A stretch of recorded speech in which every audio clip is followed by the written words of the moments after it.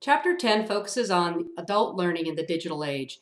And while I really appreciate the way the text is laid out and described some really amazing trends in the last, decade or so, again, it was written 2013, published 14, and the data is a little bit old. So in this presentation, I'm going to bring you up to speed, but the upshot here is that the trends are continuing. Online learning, e-learning is not going away, and in fact, it's getting bigger, and the ability to deliver it is getting more broad, and there are some technologies available that address some of the limitations discussed in your text. So let's take a look at a couple of the first things here related to technology and context. And this quote on page, it's like page 195 out of your text, quoting Parker, says, "Technology is not just a device that is utilized as a tool.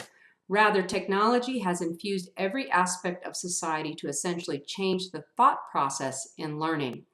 Now, if you didn't underline that in your text, I was going to say hyperlink, but if you didn't take your highlighter out and color over that text, I did, because it really means something to me. We have been thinking about, especially as educators, that technology is a tool, that we're able to do something with this tool that augments, brings students into deeper learning, that kind of thing with the tool. But what this suggests, and what there's a lot of cognitive science around, is that our brains are actually working differently because we have available technology to find answers to questions or to learn more about a subject in more depth. So I think probably most of you have been at a dinner party, reading a magazine, looking at a newspaper with a student or a colleague, and there's a question going through a town in the middle of Utah where you might say, "Oh, I wonder what the population of this town is," looking at mountains where there might be trails, and you turn to that little computer in your pocket and you start thinking about search terms or ways to ask questions. And one of the things that's really interesting about this is that back in the day, which was pretty much when this is 2013, but some of the text is taken from as far back as 2008. You started to do search terms inside of things like Google and Firefox, and actually Chrome wasn't even around just yet.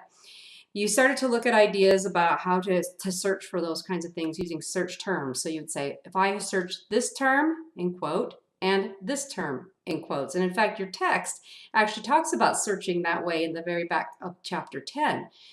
But when Chrome came along, they instituted some really interesting thing. Google came up with an algorithm for you to ask questions and get answers. So no more in the search box typing terms with quotes around them, and some of you may or may not remember that.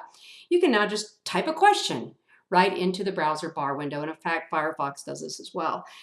Some of you may remember the program called, the website called Ask Jeeves.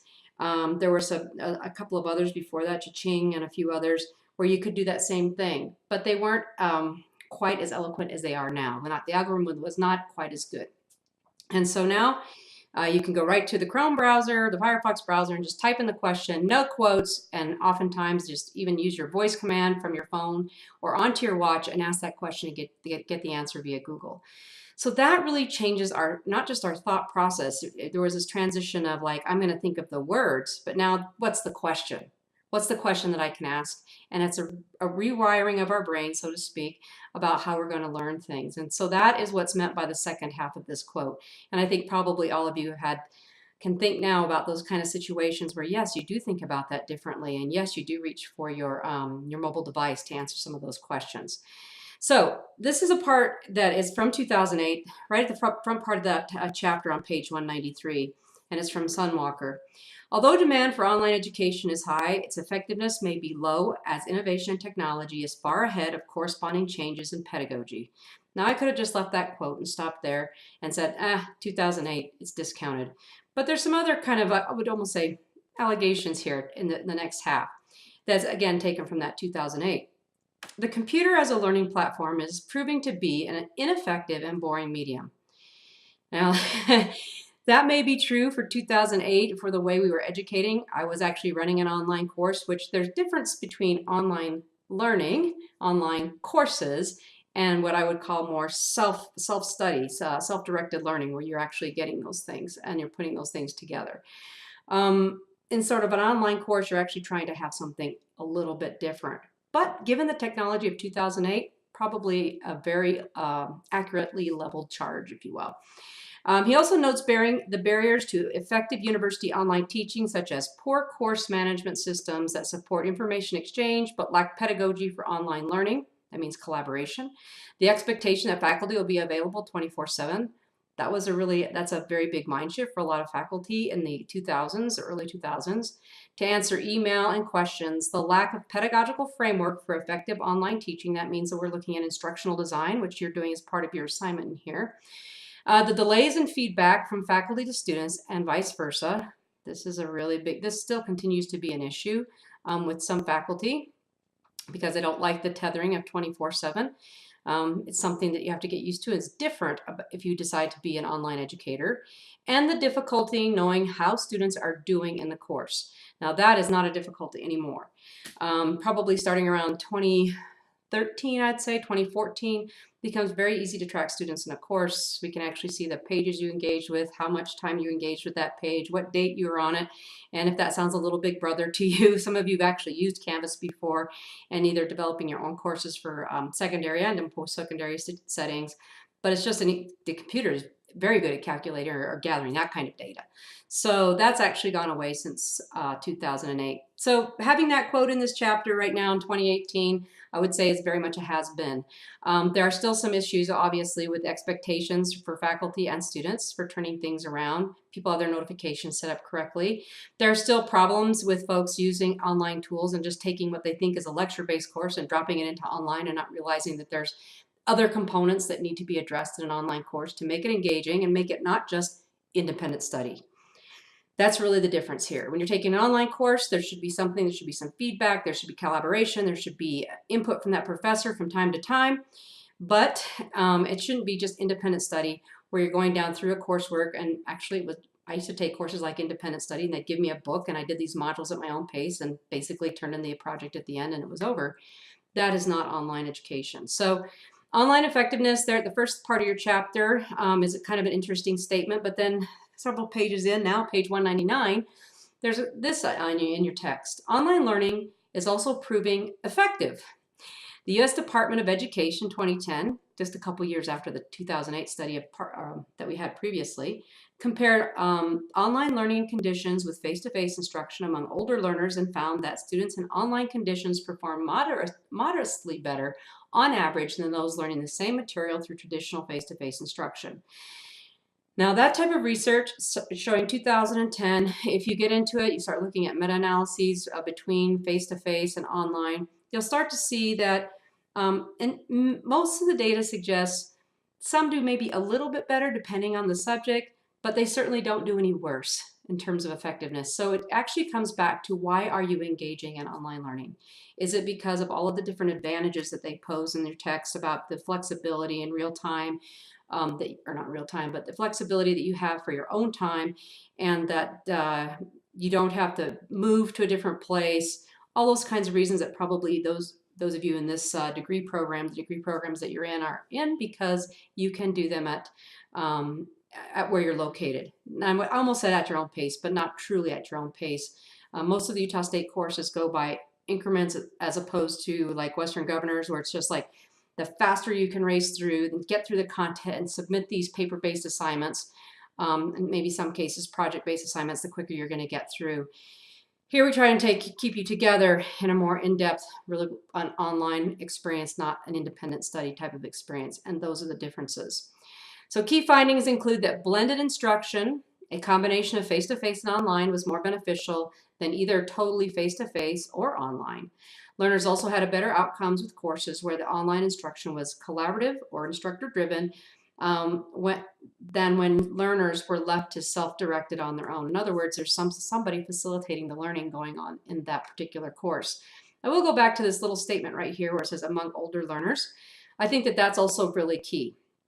I think that sometimes undergraduates, I talk with my colleagues about undergraduates and their online courses, and they just maybe aren't there quite yet with the maturity. They haven't approached the place in andragogy where we're talking about that it has to be relevant and meaningful to their lives right there, right now. And especially if you're teaching a course that's a general ed course where they really don't see the relevancy. But when you get older learners, they're coming to an educational setting with different set of motivation.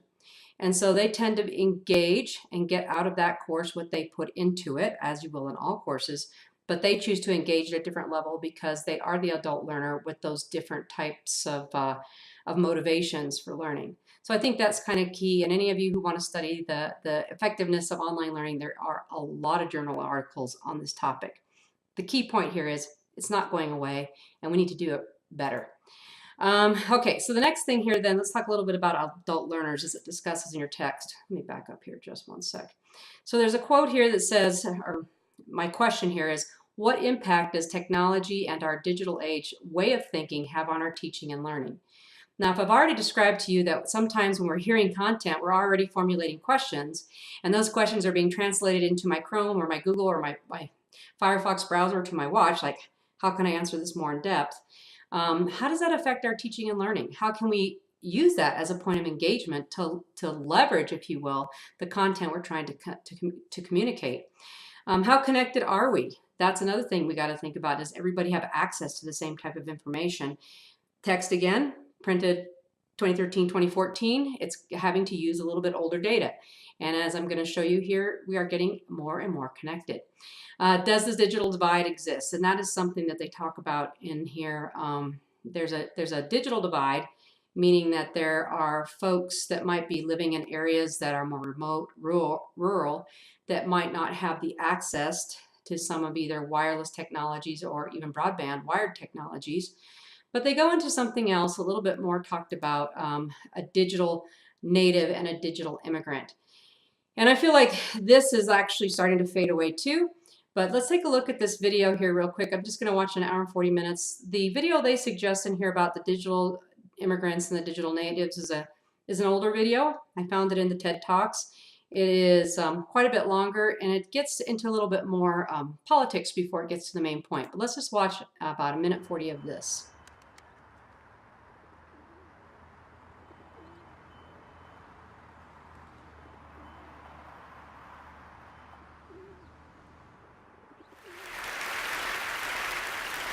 I'm here to talk about a divide in this country. There are many of them, but a divide we don't talk often enough about. And it's a divide that separates these people and these people. These folks are digital natives. That means that they're born into a hyper-connected world, and they believe everything should be on demand in real time. These folks, not so much.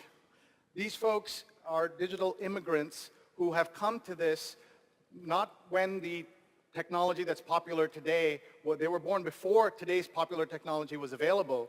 They were born, in fact, before the folks who founded the technology were born, and sometimes before their parents were born.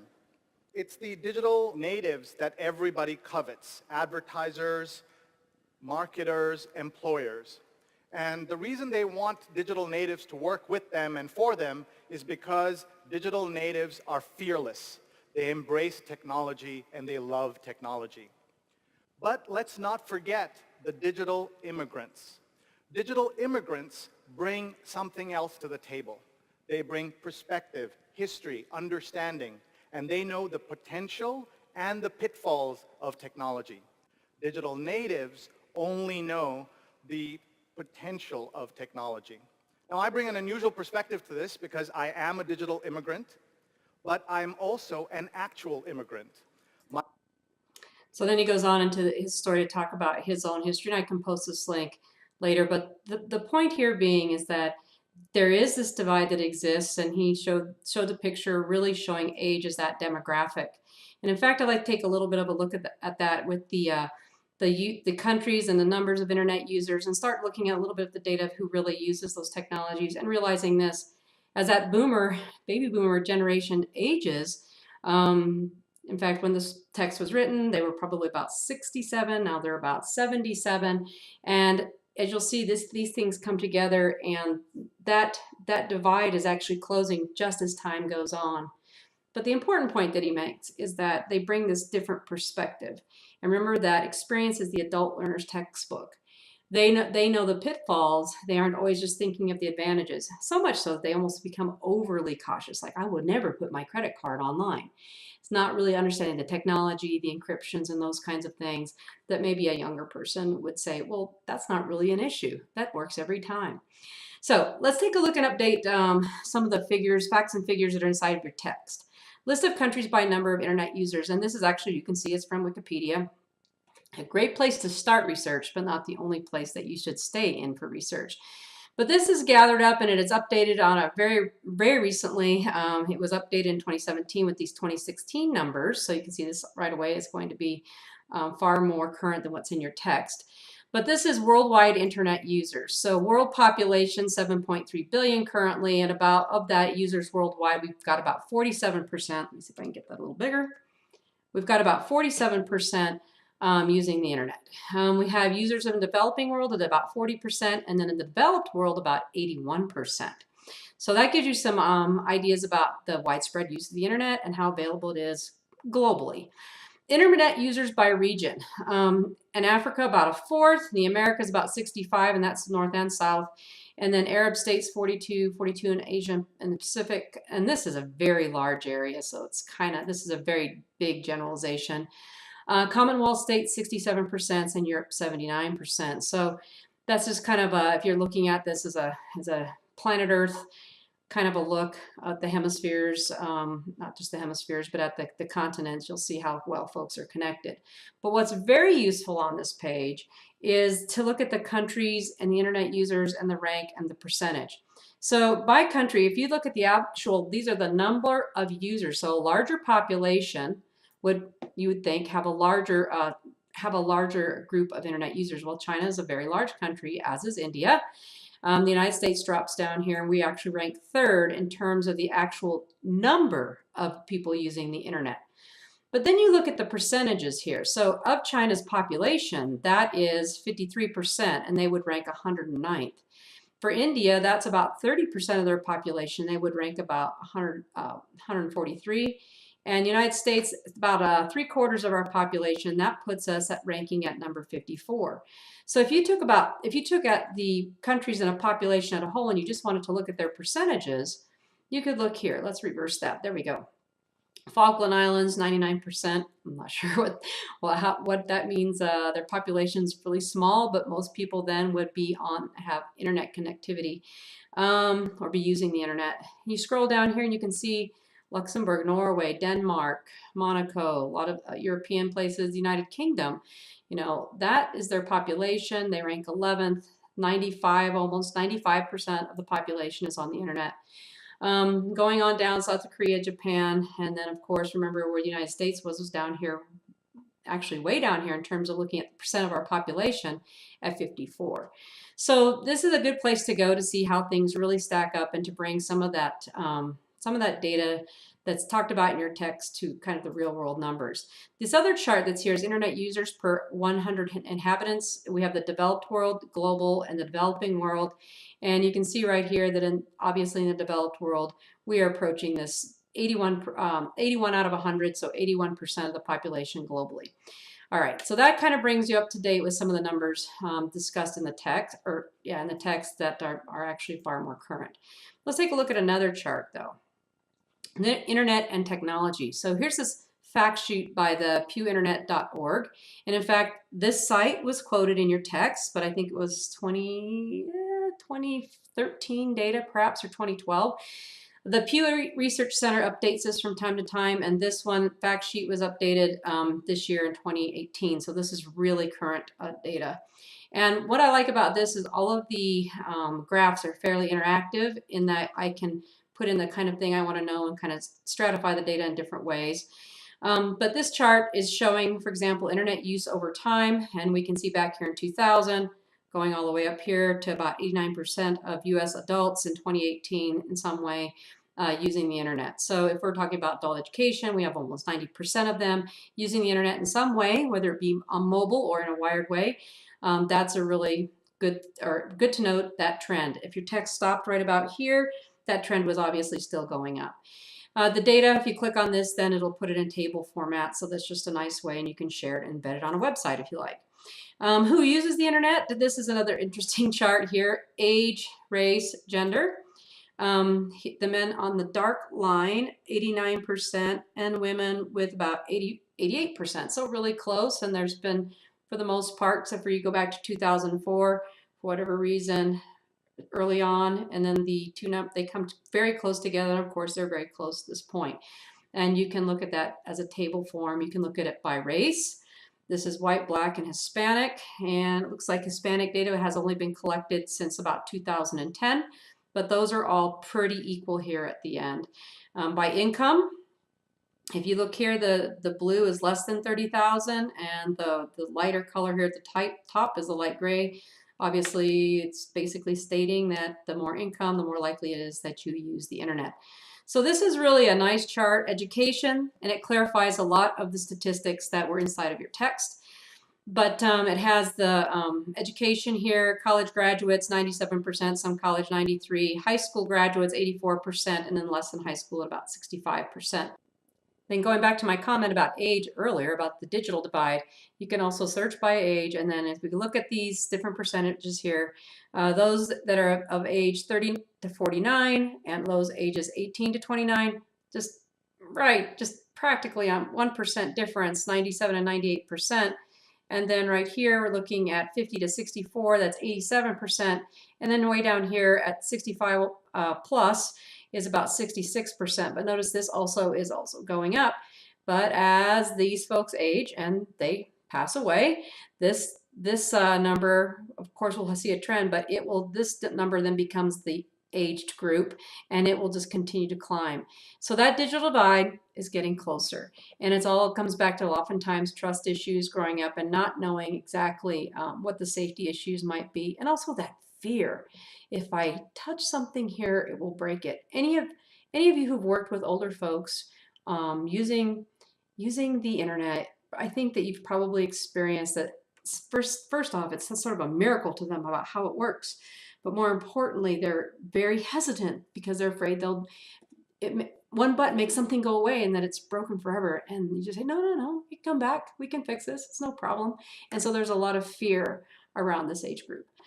Home broadband use. Now this is a really interesting chart. So what's going on here? Why now we're seeing a trend down, home broadband use. Well, I'm not sure, but maybe some of you are using unlimited data plans for your mobile devices. And so this is looking at broadband use, basically a wire connection, and in some cases now, some unlimited plans, depending on where you are, how many people you have, where you need to be able to access that kind of content. Your unlimited access via a 4G or an LTE connection may in fact be better for you than a broadband connection. And that is actually globally, that is the trend. You know, we were first at the get-go here to get things wired, and there was actually a flattening out right here in the mid 2000s, which is about the time that your text was taking data. Then we can see a little bit of spike, flattening out, and now actually a downward trend where you see all of a sudden unlimited plans and people going to LTE or 4G. So I expect maybe next time this also goes down. Who has home broadband? Again, this goes by race, gender, and age, and I don't need to go with that because I think you can probably see how the trends are going to go there. Smartphone dependency over time. This is just showing for U.S. adults, and U.S. adults are becoming more and more dependent on their cell phones, and it doesn't just go out and make an observation as you are sitting in any public place to see how many people are checking their phones. Who is a smartphone dependent? This is by race, gender, income, education, and community as well. In terms of gender, it's really close together. In terms of income, again, higher income is up there for who is smartphone dependent. This color here let me reverse that. This is for lower income that are higher. They're very dependent on their smartphone, which means that if you look back at the broadband data, they're probably part of that statistic because they're using more of it as a broadband, smartphone dependent way, not broadband, mobile device. And then this is the 30,000 to 50,000, 22%. And then down here at the very bottom is those who make over 75,000. They're not as dependent on the smartphone, apparently, as some of the lower incomes. And it might be because they have other ways to access the internet. Then there's some other links here to find out more. 11% of Americans don't use the internet. Who are they and why? I actually clicked on this link and it was broken. I'll send them an email about it, but I bet I can guess the answers. They're probably folks like my parents who are still having trust issues. Remember that the digital divide conversation, that they have an idea of what went wrong in the internet and they don't just see the possibilities. And so they get nervous about putting out their information and the privacy of the internet. So, but as soon as I can get that link, I've sent links to research institutions like that, and they don't know they're broken, and they're usually fixed very quickly. All right, so that's just another way to update the data that isn't in your chapter, and I think it's a really useful chart for those of you who are really concerned or really interested in this topic about how many people are really using it. And then there's a nice menu here on the side. All right, that's pewinternet.org. Like the fact that they update it every couple of years. All right, let's take a look then at the connected adult learners. And your text, by now you're pretty well versed, I hope, in the idea of formal and non-formal education, informal and self-directed learning.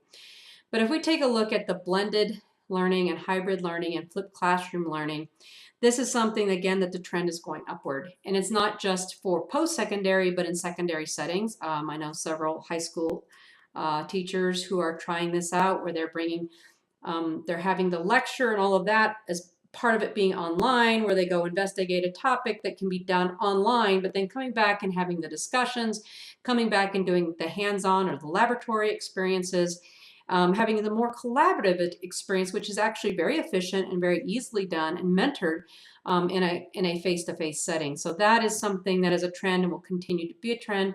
I'm not sure how far down that's going to go. I've seen it work as well. I've seen data published as well as working in down to middle school level. But there is a level of self-discipline here. And especially for elementary, the amount of reading that needs to be done in a blended or flipped type of learning situation, I'm not sure that we're going to see it used nearly as widely in those settings because of the amount of reading. Design of online resources for this audience. For online resources, we have these two things, online learning and e-learning, and your text makes this distinction that the design of online resources for the audience, that's a consideration. If you're developing resources for online learning, it's more educational, it's more formal, you're going to design that in such a way that really meets the needs of that particular learner. Whereas if you're doing something like a web design for a self-directed learner that you're hoping to direct to your web page, or you think they may find it on a Google search, since there's a lot of dietitians in this course this semester, think about folks who want to know something about blood pressure. Think about folks who want to know about diet related to blood pressure or cholesterol. You might present or put together some sort of information that's more passive, web-based information for that type of consumer versus something you would do for a course on something that somebody wants to learn about related to diet, nutrition, and their health conditions. So that, again, is like knowing the audience for that self-directed learner or that online learner. The traditional methods that we have, sometimes for online learning, when I say traditional here, I'm really talking about assessment. I think there was a heading here, assessment, that I missed out. But for assessment, we oftentimes are looking, when we're teaching online, sometimes there might be a quiz, but quizzes might be open note. We might have maybe a way for them to blog about it, where we can read about their blog, posting almost their notes online for us to see what are they taking away, what's the most important thing, what's resonating with the student. We might use discussions as ways to assess your learning inside of an online course, and we'll use things that would be maybe going into a portfolio, like projects related to the content, such as developing an online course module that you'll be doing here, or developing a learning contract, those kinds of things. However, there are issues of identity. Let's say that you were taking an exam that was high stakes, and you needed to know if that individual by themselves, what it is they do and do not know about that content. And since we have a lot of dietitians in here, or even those of you who are educators and you're taking an exam for a teacher license, and each state has its own rules regarding that, you want to be certain that the person taking that exam is actually that person. And quite honestly, there's ways for us to try and control that situation, mostly by bringing you into a certain spot, proctoring it, taking ID, and that's pretty much how we do it with like the MAT and the GRE and some of the other tests. But when you're teaching online, if those stakes are the kind of stakes that you're looking at, if we really absolutely have to know that that is the person that knows how to do this, then you have to have a lot of other kinds of things built in to ensure that. And quite honestly, if you want to be absolutely certain, you're probably not going to do it 100% online without having them come face to face in a place where they show ID and do it there on the computer. That in the future with face-based recognition will change. And in fact, it's changing right now where they're doing some things with certifications for technology. But that is going to change, and we will actually be able to do more of those types of assessments online. You also will have these types of performance-based assessments that you'll have folks do, and it might be that you require them to do a video of you actually doing something so they can see the person who is putting out the course and using that assessment can actually see if you're doing it. So some of these problems and pitfalls inside of assessment of students in online courses or in any kind of e-learning, they're going away again by technology. And maybe when I make this video in the future, everyone will have face recognition technology, and I won't even have to really talk about this. So we'll be like, what are you talking about? That's always been the way it is. There's also a quote in your text about Google making us stupid, and there's actually an article you can link about it. Parker makes this recommendation, and this is constant. Is Google making us stupid? When I visit with teachers, they're kind of bothered that their students say to them, "Why do I have to learn this? I can just Google the answer." And that's something to think about, because we Google the answer. When I need to know something, I Google the answer. But what is it I have to know? I have to know how to ask the right question. And so Parker makes this comment, and not only make the right question, but understand the process of how that came about. And I think there's a good section of your text devoted to the next section, which is credibility. They all roll together. Parker makes this recommendation for empowering learners in the context of technology. She notes that learners need to develop the ability to discern what is important and focus on it. We need to help learners move away from seeking right answers, because now answers are everywhere. Rather, the new educational goals should be to learn the process, evaluate the source, and question. We must also help learners to realize that information cannot be taken at face value and instead must be questioned. Critical thinking. What else is this article not telling me about? And finally, Parker cautions that technology may promote a breadth of understanding over depth. A key competency to address all 4 of Parker's recommendations is critical reflection, which will be discussed in Chapter 11. So this idea of really asking those hard questions about what it is and is not talking about, problem solving it, and triangulating that data is really the important skill. It may not be the content. It's probably not the factual answer that you can just Google, but how do you get there? And was that the right question? Is that answer supporting the actual question that you were asking? And can you explain the process about how they got to that particular answer? It requires a really thoughtful approach to teaching and learning. If you are really just asking for factual information, that can be Googled. What else can you ask about that question that would get to Bloom's higher taxonomy, the ability to analyze and synthesize and communicate about that topic? What is it they really need to be able to do? I could go on and on and on about that, but in fact, that's a great discussion post. But I think that's a really something that we have to be very thoughtful of, and not just say, and not just discount students when they say that, because we all do it to some degree or another. And finally, the last part of your chapter is about credibility, teaching others and practice how to become savvy users of online resources. That is a critical piece of pedagogy. I don't care what discipline you are in. You will, in fact, the last election, I think that we framed the term, coined the term of fake news. That's really what we're all about here. How do we discern? How do we do a fact check on this? And they spend some time in here talking about what do you consider a credible resource? Where is it coming from? Who is the author? Not just the organization, but who is the author? How is it funded? Those kinds of really critical questions. And I always, whenever I search something and I find a bunch of answers that are just on the web page with .coms, I almost always discount the .coms. I'm looking for .orgs and .govs. You know, all of these, probably 10 or 12 or 15 even possible ways to vet accurate data. That's the part that's really got to be part of all of our areas of content. All right, so that's an overview to the adult learning in the digital age. I hope those couple of resources, those couple of web pages help update the trends and show you how it's not going away. If you stay in adult learning or even in secondary education, trends and tools for learning using technology are going to be with us for quite some time. And if anything, they're just going to get better, especially when we start to go to assessments, facial recognition, probably even retinal recognition to see if that's the same individual taking that exam, so we know exactly who's there, not just by how they log in or their IP address, where it could, in some situations, be just about anybody. All right, that's my wrap up on the adult learning in the digital age. Hope that was helpful and brings you up to speed with what's happening currently.